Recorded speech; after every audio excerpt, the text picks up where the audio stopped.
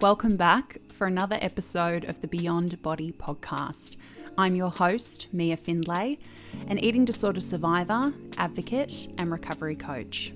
And this podcast is all about motivating, inspiring, and most importantly, getting real about mental health.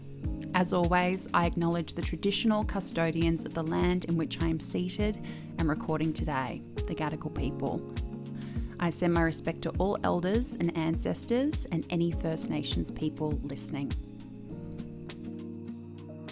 So happy to have you back for another episode this week. I am thrilled to be joined once again by my now official podcast co-host, Holly. We have heard the feedback. I love having her here as much as you do. So she is now officially co-host of the Beyond Body podcast. You'll see that in our rebrand, which will be coming in the next few weeks. You'll hear her in the intro, etc. But yeah, I love having her here as much as you do. I love chatting with her, laughing with her, expanding on all of these conversations around recovery and mental health. She is an amazing co-pilot to do this with. So I'm thrilled that she has agreed to officially come and do it permanently. This week we are talking all things mindfulness. We go everywhere on this topic. We talk about how important mindfulness is in the recovery process. We give you specific tools and resources. All of those will be listed in the description box of the podcast or the video if you're watching this on YouTube. We talk about our own experiences with mindfulness. I came more so from the skeptic end of the spectrum. Holly has become an absolute master of mindfulness. Her journey with mindfulness is really, really fascinating, particularly as you listen towards the end of the podcast. And as usual, plenty of laughs, plenty of personal stuff spun in there as well. Holly has an absolute gift of making me cackle. I pulled myself away from the microphone, so hopefully that part isn't too loud. I should also mention, for those of you who are watching, the video setup is a bit different in this one. It flashes between Holly and I. You never see us on the screen at the same time, and that is thanks to a Zoom update which reset all of my recording settings. So it will just be for this episode. Any future episodes will be back to the normal format with us sitting side by side and not switching between screens. So I hope that doesn't annoy you as much as it annoyed me when I downloaded the file and realized that all my settings had been erased. But yeah, just so happy to share this episode with you. As always, feel free to leave your feedback in the comments, and we will see you very, very soon for another episode. Hello, Mia Finlay. Welcome to another podcast. Happy to see you as always. Does it make you nervous when someone says your full name? Make you feel like you're in trouble? Well, it's when I get Amelia Finlay. So that's my full Christian name. So that is my in trouble name, because I think it's only my mother who calls me Amelia, and my middle name is Gilchrist. So when I get Amelia Gilchrist Finlay, that's like, am I going to jail? There's something about calling someone their full name that I just really love. I do it to clients all the time. Or the flip side of that, you've met someone once and you come in hot with a nickname. Yes. And they're like, oh, okay, yeah. We're that personal. Yeah. I think there is something about, or like calling somebody by their surname is a very, I don't know if that's an Aussie thing, but like it's a very matey thing. Like, hey, Finlay. It is. Dudes do it a lot. And you're like, okay, I've been friend zoned. I get it. I'm picking up what you're putting down. It's got such a masculine energy to it. Yes, very. There's nothing sweet about this. No, it's very like the boys on the rugby team. It is so like that, hey? Yeah. So I'm really excited to talk about this topic today because it's something that we all know about. Mm-hmm. So it's not going to be brand spanking new info. And I would also say it's probably something that most of us do integrate into our life in some capacity, or at least know we should integrate into our lives. Yes. And it is mindfulness, and mindfulness in recovery and why it actually works. Yes. I think it's a little bit like gratitude. It's become, like, especially the last 10 years, it's something that we hear about a lot, to the point where it can be kind of diluted a little bit, and we can kind of lose the core meaning of it. And it can be very like commercialized, and you know, it's all over apps and, you know, people's content, and it's really overused to the point where it kind of feels like it's been rinsed of all meaning. But it, as you say, like as it relates to recovery, it's very, very integral, and there's some quite specific things that we do that are mindful in recovery, which can make a world of difference. Totally. That really frustrates me when things become a buzzword and then they lose their importance because they're just a word as opposed to actually being an experience that you have. And I think it's very similar with mindfulness because there is a lot of definitions and interpretations about what it is. And that is so understandable because it is a very core aspect of the wellness movement, I guess, as well as, you know, it is this very ancient concept that stems from Buddhism. And it's also a practice that we can use in everyday lives. So I guess if I was to summarize very simply, in my understanding and experience, mindfulness is the practice of paying full attention to the here and now and learning to completely live in the present moment. So what that often could look like is focusing on what's going on inside of you and around you as an attempt to help calm and balance your mind, which we then know supports us in endless ways. Totally. I think I was quite resistant to mindfulness when it first was introduced to me in recovery. So my only psychologist that I worked through recovery with, I was about to say her name then. Here's her name and her address and her phone number. I was a bit resistant to it because I consider myself like an overly, almost to the point of sometimes being rigid, an overly like practical person. And so anything that feels like it's outside of that, I'm quite resistant to. But I absolutely embraced it when it was explained to me as the observation of self, like the ability to get outside of yourself and to drop into that sort of wise, observant mind, and to be able to see kind of like a helicopter above like a highway, like you're the traffic reporter and you can see the multi-lane highways and all of the detail, as opposed to what it's like being behind the wheel stuck in that traffic in those 8 lanes. And I was like, oh, well, that just seems like a really practical, important skill. She's like, well, that's what it is. I was like, okay, well, I'll get over myself then, because I, really had it boxed into a little bit of that ethereal sort of out there, talking to the university, the secret kind of stuff. And that to me, I'm a big skeptic, but it was absolutely life-changing for me and still something without a doubt that I practice. And if not for recovery, I probably never would have stumbled upon it and adopted it into my own life. And I think if mindfulness, and this would be a lot of people's situation, if mindfulness practice does feel a little bit too spiritual for you and that doesn't resonate, that's chill. Literally think of it as being brain training. You're working to strengthen your mind, just as you would your body. I also love sort of that understanding you're giving about it, that it gives you the perspective. I think the perspective of mindfulness is also one of the key things that I have really come to value about it. Because if you kind of think about the things that give me the most perspective in life is when I can be present with something other than exactly what's going on internally for me. So that could be, as simple as looking at a blanket of stars, or like jumping in the ocean, or watching a sunrise. Because I think when you are able to have those experiences and be really mindful with them, it sort of gives you this feeling of vastness of the world. And then kind of as a result of that, I feel like it helps me understand my smallness as one individual. Because I think we can all just get, and I'm speaking for the collective, but I feel like it's valid. I feel like we just all get so consumed in our own pain and pleasure and suffering. And I'm loving this, because thank you so much. So occurring to me recently, like I think we at the moment, and it's because so much of social media, that mindless social media, but also our position in it and how conscious we are of ourselves, it's giving too much main character energy. It is totally giving I just love what you're putting down. Love it. Well, I feel like the role kind of mindfulness plays there is that it's frees up the space to give you that perspective, to remember that yes, our internal experiences are so important and we're on this earth to work through these things, but also life is about so much more than our internal world.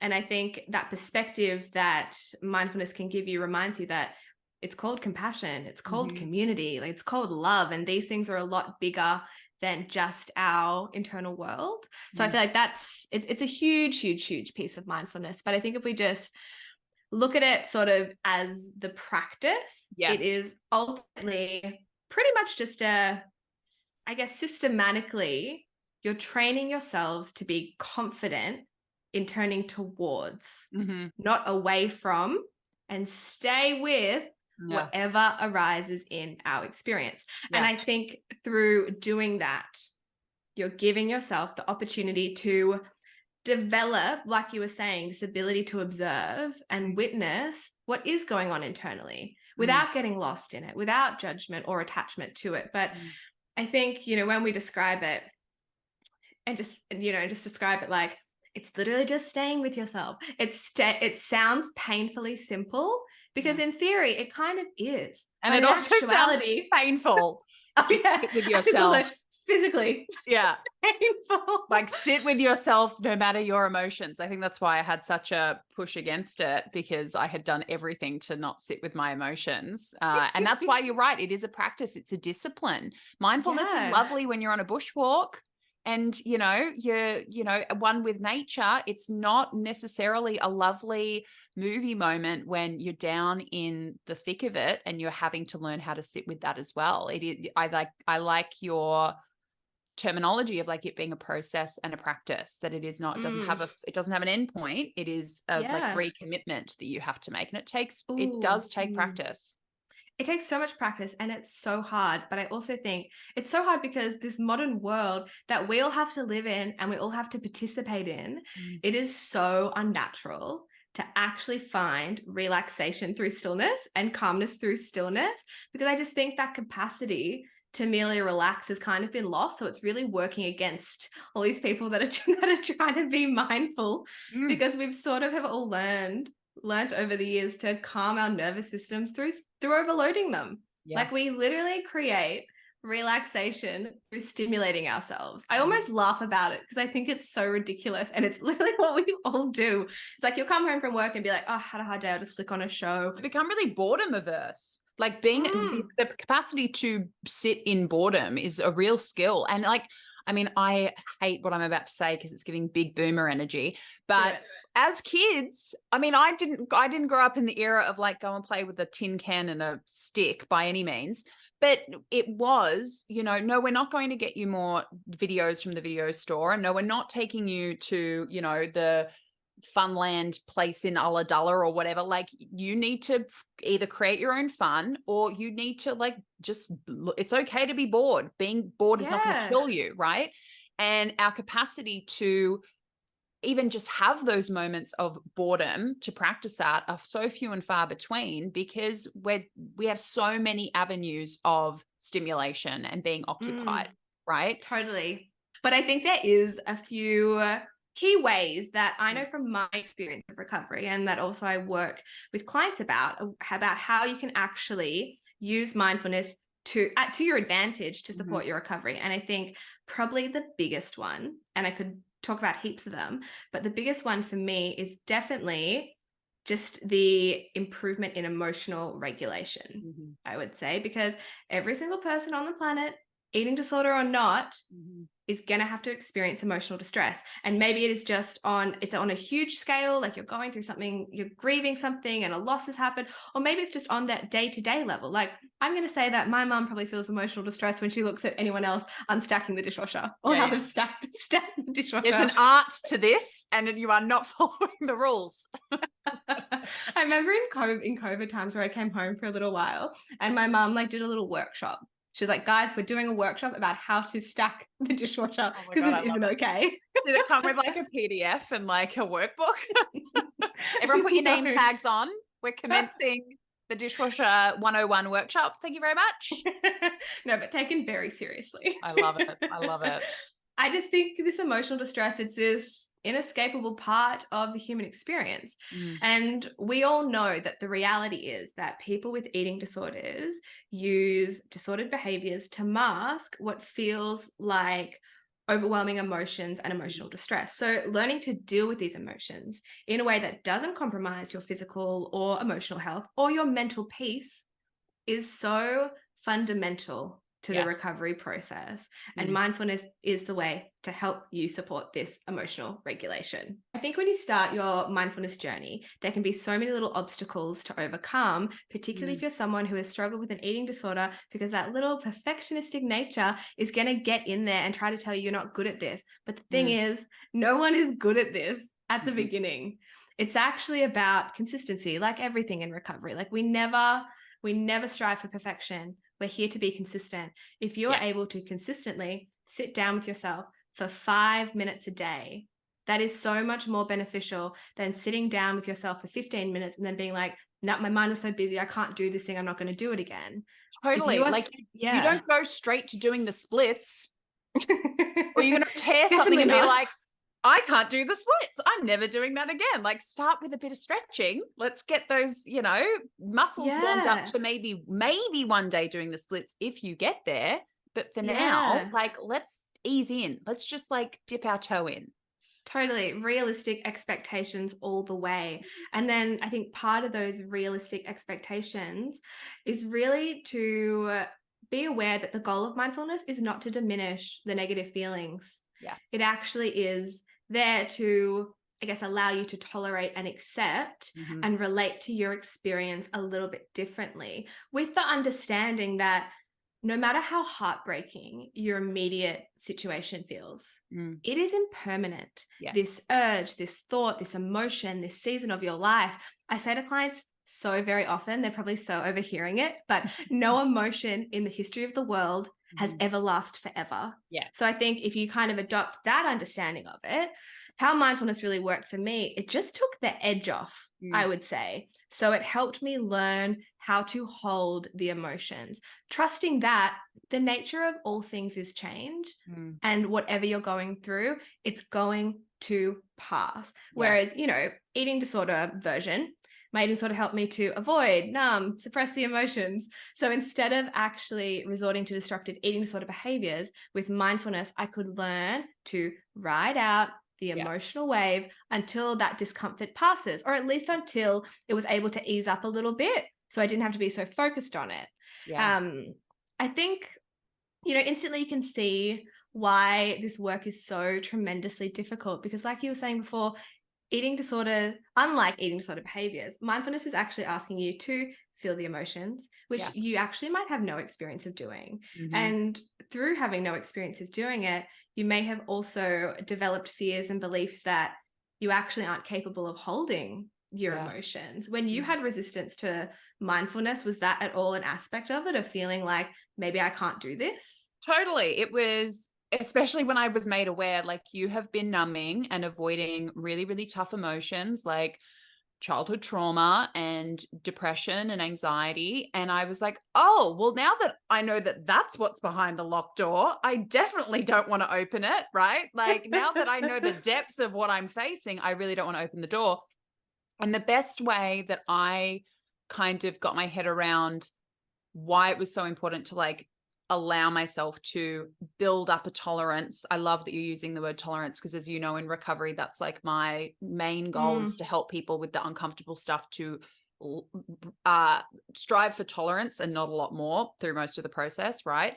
And I might have done this metaphor with you, but the best way I describe what we're talking about in terms of why it's so important to push yourself past the point of resistance to getting familiar with your feelings again and building up that trust in yourself that you can tolerate your feelings and manage your feelings is to think about it like a roller coaster. Did I ever do this with you, the roller coaster one? I don't think so.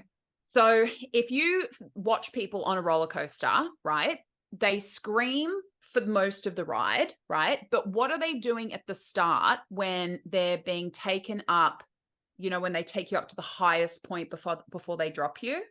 They're And going up and they're like, I can do this, I can do this, I can do this. Yep, yeah, build and yourself up for it. dead quiet, right? At that point of the ride, everyone is dead quiet. And it's like in a scary movie, when everyone's quiet, it's when there's the most tension.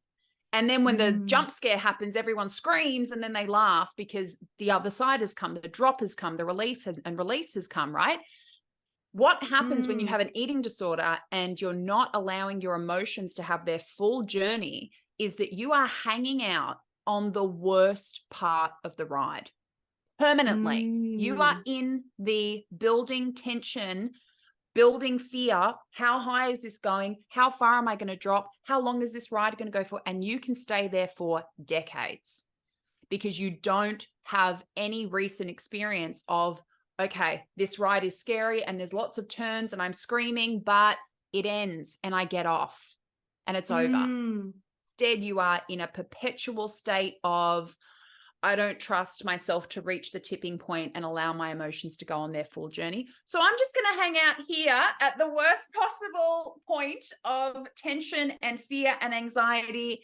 And we have to get people to the point of being prepared to practice watching their emotions go through their full lifetime and then end, because your eating disorder is not an alternative to having feelings. It is an unsustainable, impermanent, very, very unproductive, temporary measure to keep you avoidant of feelings. It doesn't mean the feelings are going away. It just means that your resilience in being able to cope with them is going down all the time because you have no opportunity to practice experiencing them and watching them pass. I think that could be the best metaphor I've ever heard. I hope people listening to the podcast like, okay, mindfulness to do. Get off roller coaster. Or it's like, I'm going to go to a theme park and I'm going to go on all the roller coasters and I'm going to practice. Yeah. I think sort of what you're saying, getting at here as well, is that it is so important for us to actually, create these safe containers to test your own boundaries and to be uncomfortable and meet your growing edges, because this is what recovery is. It is literally a container to see yourself in your struggle and to build resilience and to watch the heat and not react and keep going so you can get off the roller coaster. Yes. Yeah. And to learn, I'm strapped in. I'm not gonna fall off.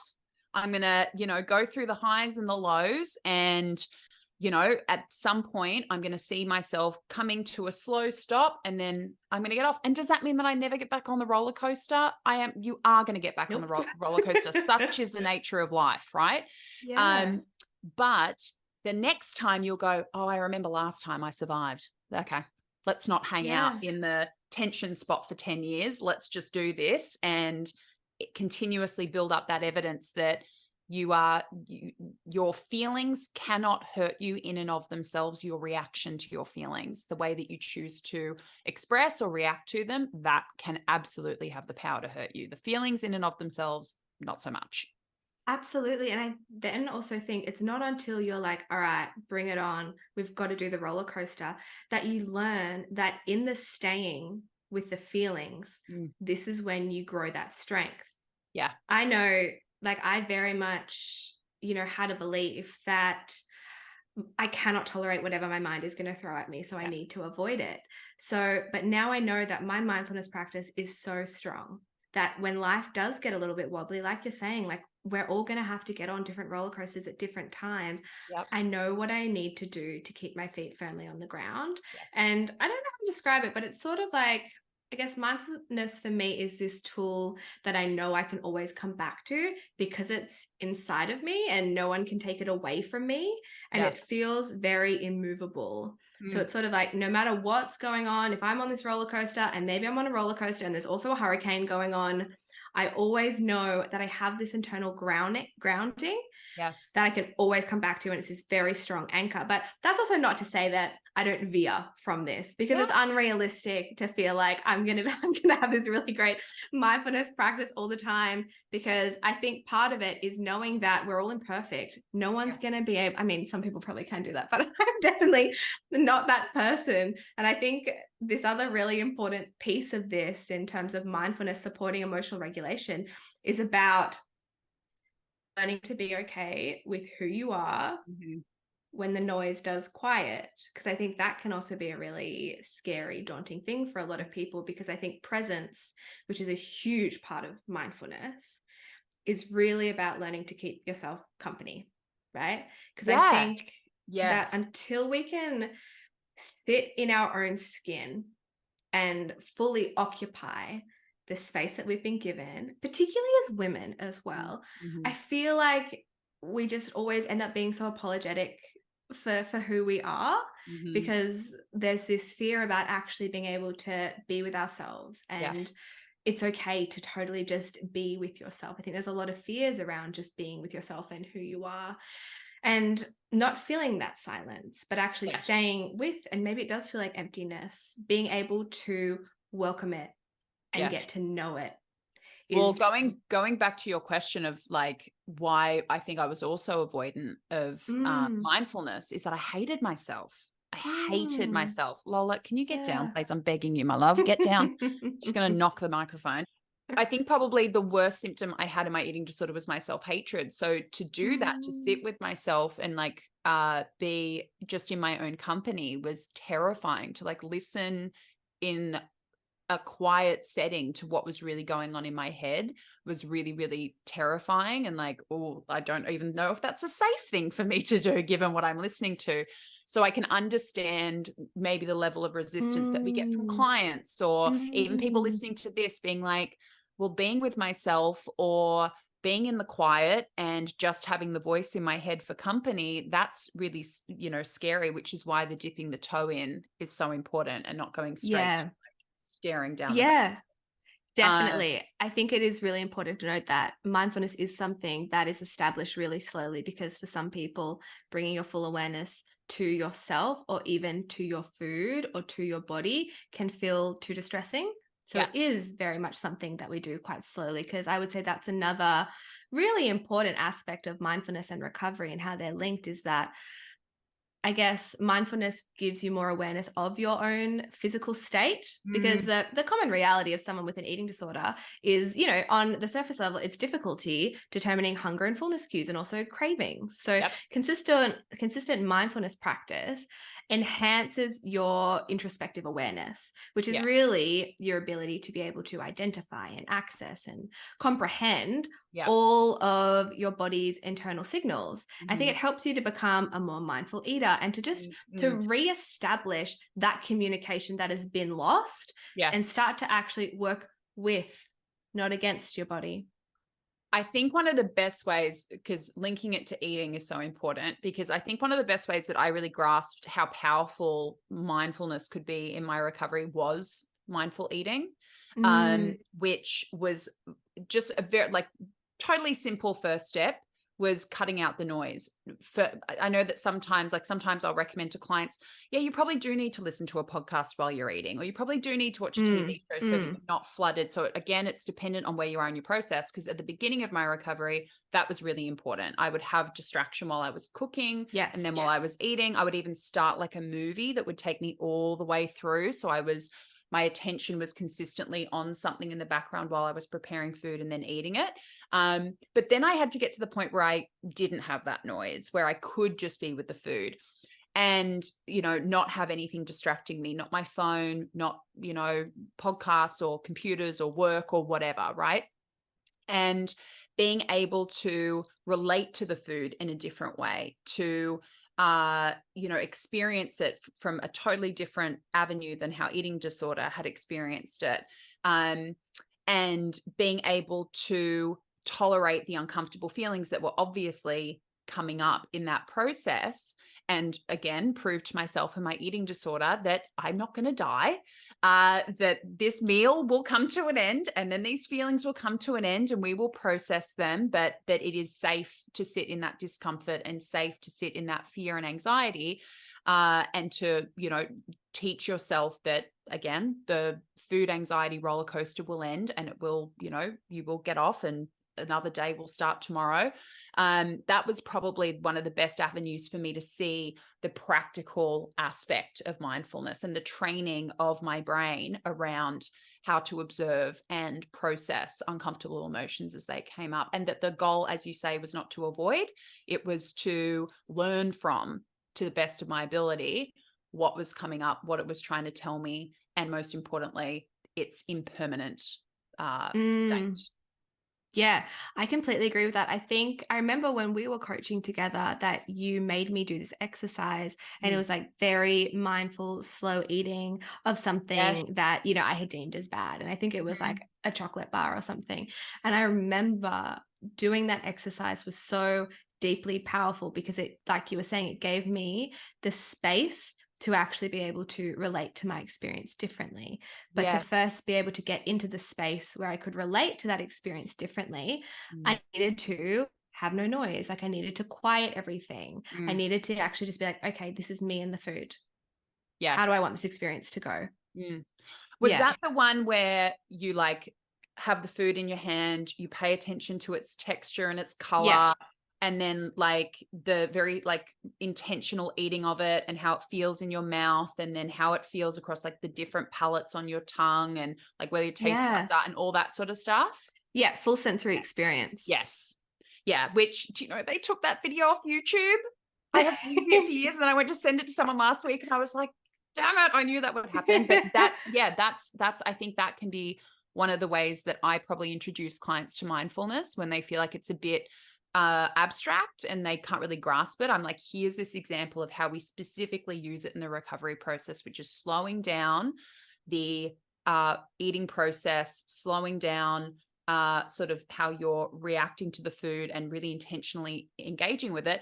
And I think that that could be applicable to anyone, because I will sometimes find myself like making dinner and I'm, you know, still responding to emails and I've got something on my computer, and then I sit in front of the TV and I've got 5 things going on, and then I look at my plate and it's empty. And I'm like, well, I'm so glad that I just spent an hour preparing that, because I was not present for any of it. So I think even though the goal is not to do mindfulness perfectly, some of those exercises, mindful eating exercises, etc., can just give us that barometer of like, am I closer to or further away from mindful eating, and do I need to be a bit more intentional about how I'm like engaging with my food and not just letting it be this kind of detached experience. Yeah, totally. Because I think how you're engaging with your food, often it can sort of be a reflection of also how are you engaging in your life in terms of presence. I'm a big foodie. I love cooking. I love eating. I love being present with food. And I think my recovery, I think it was also always a little bit of thing, but it was like a little bit tainted there for a while. But my recovery really it re-highlighted that love for food, because I had this new capacity to be present with it and appreciate it for everything that it is, which I think it's such a beautiful gift of my recovery. And I think having something that helps you connect to yourself and to connect with your physical experience and to quiet your mind in this modern world is honestly imperative, because I think we are literally being pulled every which direction with distraction and noise, and it makes it that much harder to find that sense of presence. And I do feel like presence is the ultimate gift of recovery, because how many times in your life have you thought, oh, I wish I could be more present? Or how easy is it to think about a time in your life where maybe there was really great stuff happening externally, but you couldn't show up because you were so in your mind. And I think if we don't have something to support us being more present in our day-to-day lives, we miss it. We literally miss everything that's going on. From your own experience, and also how you like introduce mindfulness to clients, like when we talk about like that toe dipping, what would that look like? Like not just in terms of how you started to build a mindfulness practice, but what you find your clients report as like the most accessible, where they're not like, oh, I hate this, or what's the point of this? And they're like, okay, yeah, I can do that. I can implement that. That's not too big of an ask. Yeah, absolutely. So I think, I mean, there is so many different guided meditations and things out there these days. And I feel like something that's very useful for people at sort of the beginning is mindful guided meditations that are through storytelling, because it's really easy to listen to like an audiobook or something, or it's like it's so easy to listen to a podcast, right? So there's so many little particular Insight Timer. If you don't have Insight Timer, it's literally the best app. You should definitely download it. I'm pretty sure it's free. Don't hold me to that. But there's these beautiful storytelling short guided meditations on there. That would be a perfect way just to get you comfortable sitting cross-legged or sitting on a chair for 10 minutes. That's all you need to do. I think that's one really easy way to get into it. Or another way would just be, you could be anywhere. You could be on the tram, you could be sitting at home, you could be going on a walk, you could be in the bath, you could be in the shower, whatever. You can be in bed. I could go on. But if you were just to count your breath, if you were really just to see how many times can I breathe in and out and count. Because maybe you get to 5 and then you realize your mind has wandered. Cool, bring it back. Or maybe you can get to 50, but then you realize, okay, half of my brain was counting, half of my brain was thinking about what I'm going to be making for dinner tomorrow night. And then you realize, okay, so I was able to partially focus on that, but my whole focus wasn't there. That's information for you to use. Be like, okay, so what do I need to do to come back to it again? And honestly, it takes a really, really long time to be able to do this. But I think it's useful if you think about it, like we were saying before, is this brain training. Like you're practicing something, you're growing a skill. And I also think I tell people when they're first getting into mindfulness, it is like training a puppy. You're not just going to be able to tell a puppy, hey, obey my commands and like roll over and do some tricks. And on your first day of training the puppy, it's just not going to happen. It takes patience and it takes a lot of time. But it is so totally possible for everyone to be able to do it. And I also think you can get a lot of benefits from mindfulness even without being able to do it perfectly and being able to quiet your mind for a really, really long time. Yeah. Yeah, I think I think it's some of those like intro ones, like, you know, the 5 things you can see, 4 things you can. I think those are great examples to people in terms of like, even if you just did that once a day, in terms of like bringing yourself into the present moment and your environment, that's going to take you literally about 20 to 25 seconds to do. You have the time. Right?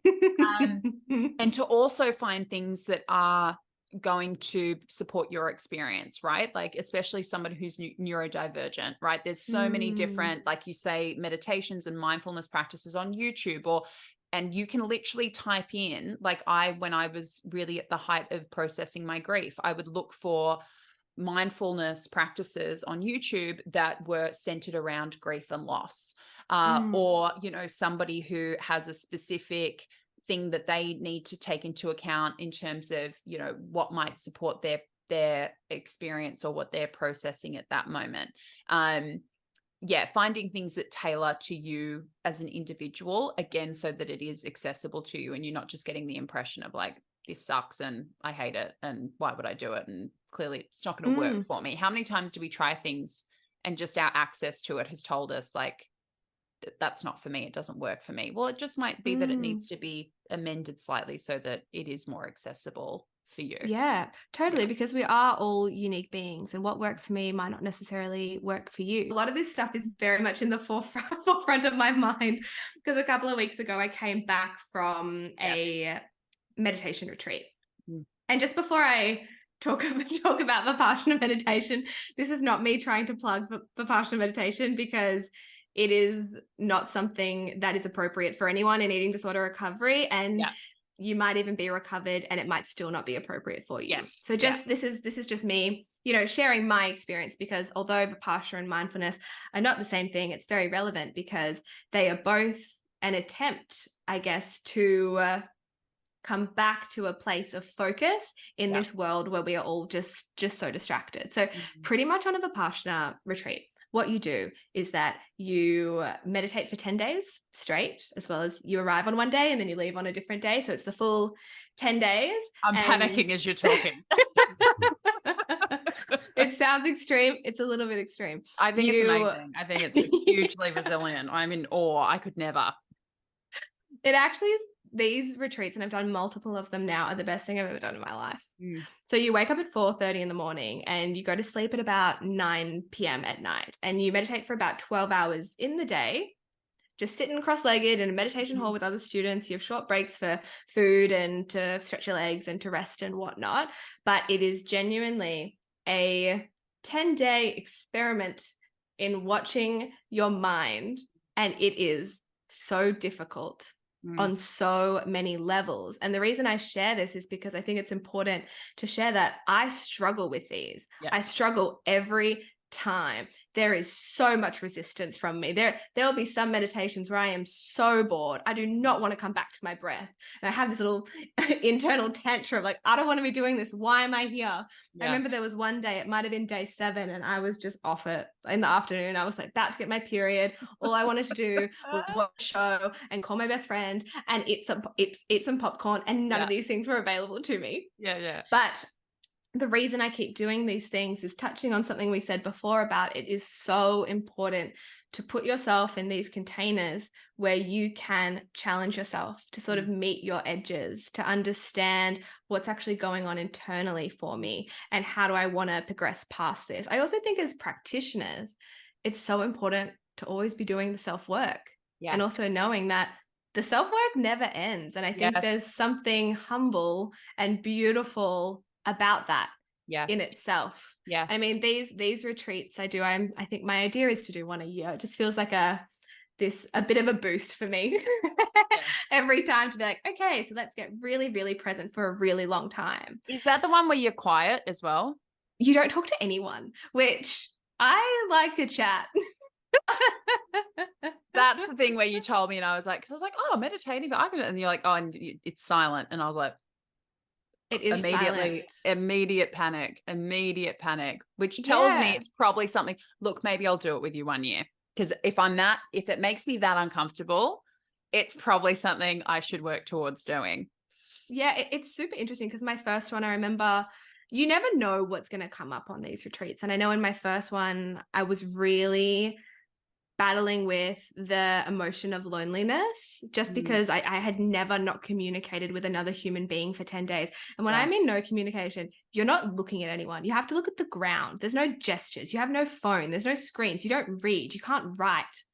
There is nothing to do. Can't write SOS on a post-it and like no. I got so bored one day that I was like, maybe I'll just pluck my leg hairs with tweezers. And then that lasted about 5 minutes. And I was like, that was a really weird and painful decision. I was like, why are we doing that again? That is the funniest thing I've heard that is amazing. I want to make that the title of the podcast. I'm kidding.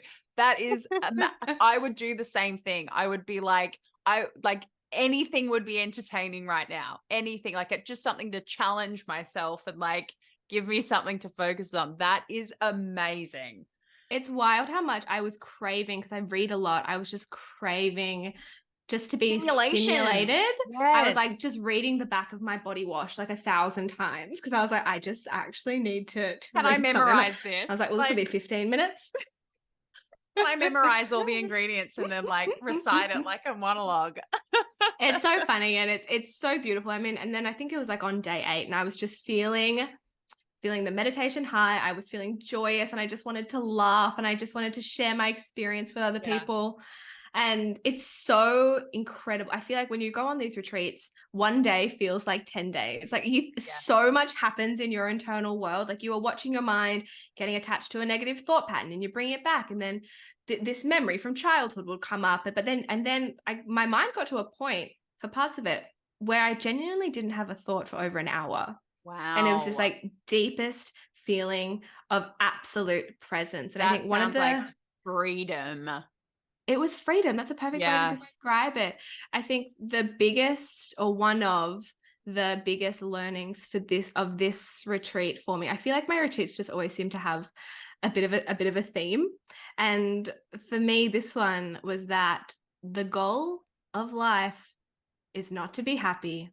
The goal is to be present. Yeah. And I know it's so simple. And I think so often when we have these light bulb moments, they are so painfully simple. But I think because I was so lonely on my first retreat, I was really expecting for the loneliness to just come and show up on this retreat. Yeah. And I think because I was going into it with that intention, I started thinking about this fear of loneliness and how it actually shows up in my normal life. And I really got to this point where I had so much space to reflect on this. And I realized that at times in my life, I've worked really hard to avoid loneliness by chasing happiness and filling my life with busyness or distraction as an attempt to stay happy. Meaning, this was my thinking, there's less space to be lonely. But what happened was that when that space naturally opened up and when all the distractions fell away and my mind got super quiet, it actually wasn't loneliness that was there.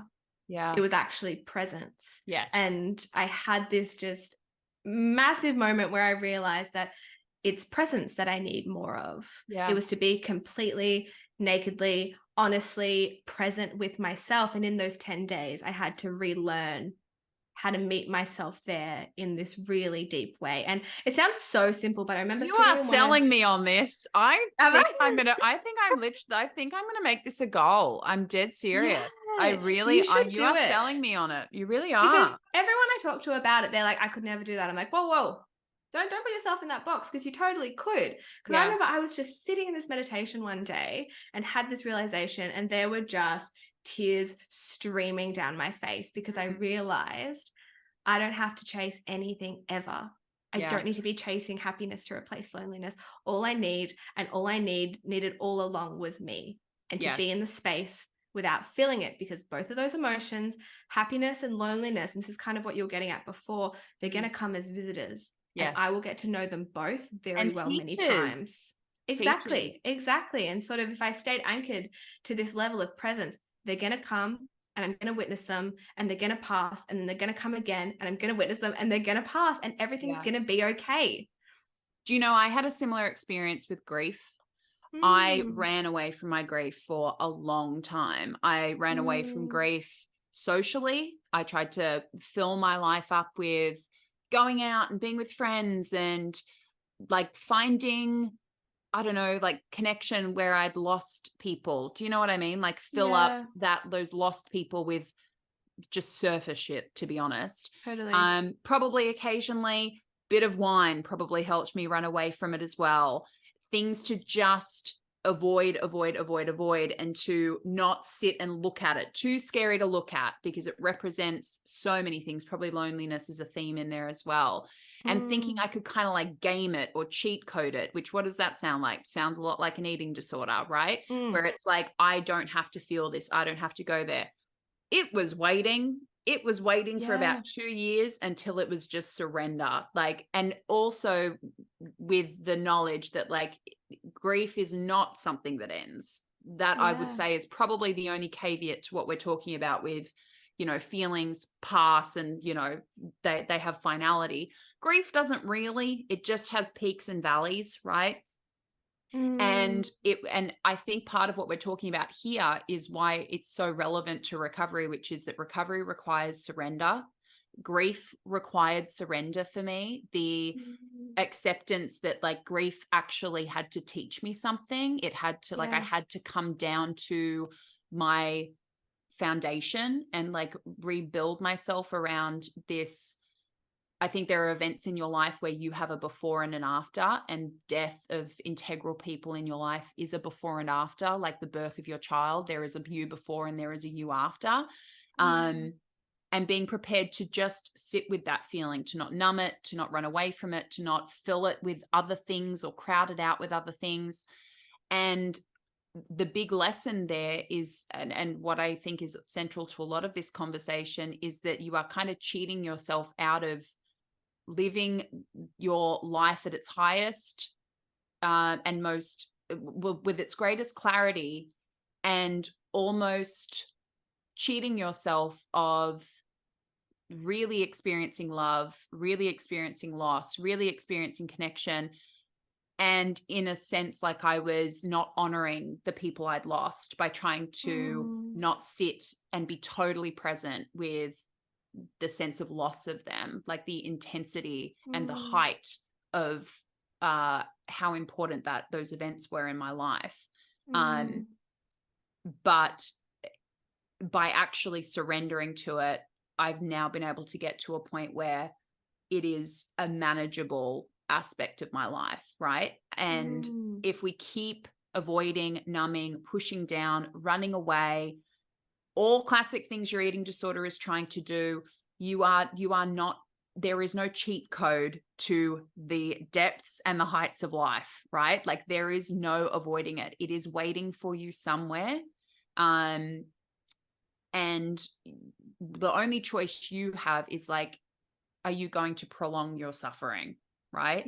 Or you're going to meet it and process it and honor it and give it space, and then find a way to manage it, or like with the roller coaster, get off the damn roller coaster, so that next time you get off it, you know that it doesn't last forever. This is not permanent. And you have a far greater capacity to take care of yourself than you're giving yourself credit for. And trying to hand that over to an eating disorder is certainly not the solution. I think that, like you've just said that so beautifully. So thank you for sharing that. I think that experience is so important, and it's so spot on to this whole conversation, because I also just want to say, deciding to progress on the roller coaster and get off the hill, it takes so much courage. Yes. And if you are showing up in recovery every day, doing the things that are hard every day, it is so courageous. Yeah. And I think it is just always something to be so proud of. Yeah. Because not every day is going to be these huge triumphs where we get to just reap the positive benefits of recovery, or if it is grief or moving through grief or whatever it is, that sometimes you're actually just going to want to sit on the floor and cry, and that's also okay. And that in itself is also very courageous. But I think what we're getting at is that mindfulness, it is the path to help you do these things with integrity and connect to yourself through them, because you're so right. You can only prolong the suffering. Yes. It's still going to be there. And like then, holding on to your eating disorder is just the prolonging of suffering. The longer your eating disorder goes on does not up the chances that all those things that it came in for, all those things you were trying to avoid, are not going to go away. They're still there. They're waiting. Compounded. Right? That's exactly what's happening. And I think just one other thing I'd love to mention about mindfulness is that it is this amazing tool to really help us better ourselves. But I actually think really mindfulness is kind of the dress rehearsal. Yes. So that we can better ourselves, so that we can show up as better people and friends and partners or coaches or whatever it might be. I don't know who said this, but someone once said that meditation, or maybe it's mindfulness, it's like music. So if it stayed in the body, it doesn't exist. It literally doesn't exist. It's really destined to be shared. And the mindfulness is the dress rehearsal to then be able to put that out into the world, and to be able to relate to our external world differently, and relate to people in our life and our close connections, and also just to be able to relate to ourselves better. Yes. Beautifully put. Love doing these with you. We will be back soon. We are going to probably have interviews coming up. I know that I'm talking to Christy Amadio, wonderful Christy Amadio. Will be on the podcast in the next few weeks. I know that you've got some people who you are keen to chat to, and we'll obviously have our discussions where we'll just be the two of us as well. Love it. Stay tuned. Fabulous. See you soon.